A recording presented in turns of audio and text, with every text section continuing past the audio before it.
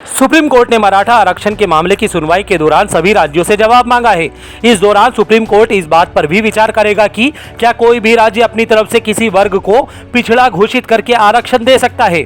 इसी मुद्दे पर एक टीवी डिबेट में चर्चा के दौरान सपा प्रवक्ता ने कहा कि संघ प्रमुख मोहन भागवत आरक्षण के खिलाफ है।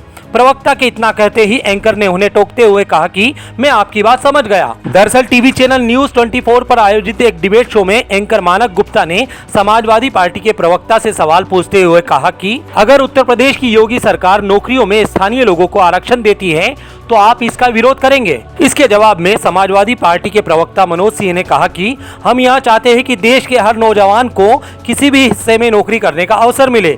आगे मनोज ने कहा कि यूपी में क्या हालात हैं इसके बारे में तो आप रोज टीवी पर दिखा रहे हैं। इसके अलावा मनोज सिंह ने कहा कि पिछले दिनों उत्तर प्रदेश में जब 69,500 शिक्षकों की भर्ती हुई तो सुप्रीम कोर्ट ने आरक्षण की अवहेलना को लेकर सरकार को जमकर फटकार लगाई। उत्तर प्रदेश और केंद्र में संघ की सरकार है और मोहन भागवत जी आरक्षण के खिलाफ हैं। मोहन भागवत इसके बारे में बयान भी दे चुके हैं।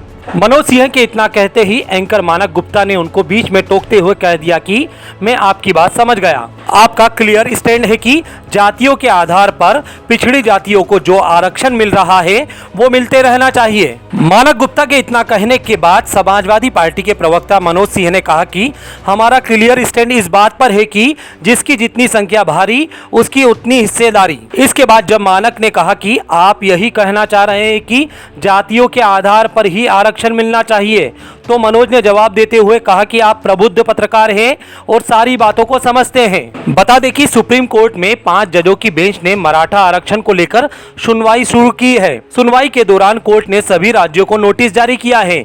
अभी देश भर के कई राज्यों में 50% से ज्यादा आरक्षण दिया जा रहा है। इसलिए कोर्ट 50% से ज्यादा आरक्षण के मामलों में सभी राज्यों के पक्ष को जानना चाहती है।